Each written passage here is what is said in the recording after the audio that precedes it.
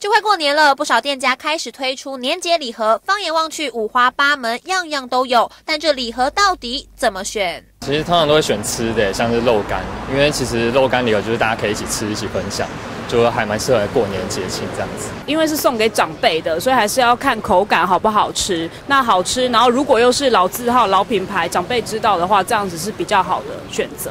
民众往年最爱送的礼盒，其中之一就是肉干，好吃又刷脆。但市面上不少有名的肉干礼盒，哪一家好就来实测看看。好，你们比较喜欢哪一款？这一款吧。这个，我觉得这个比较嫩。这个比较符我的口味，它肉比较香。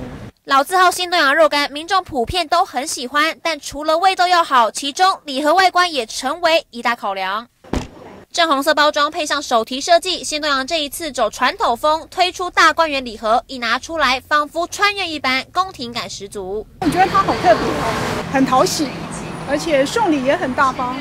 不止在外观上特别，在内容物上我们也严选黑猪肉干系列作为元素，再搭配养生坚果，让大家吃的健康无负担。除了这款大观园礼盒之外，还有以公益为主轴的爱传承礼盒、聚宝盒礼盒，还有看准狗年限定的童趣戳戳乐，好吃又好玩。新东阳礼盒各式各样，一应俱全，就是希望这礼能送到对方心坎里。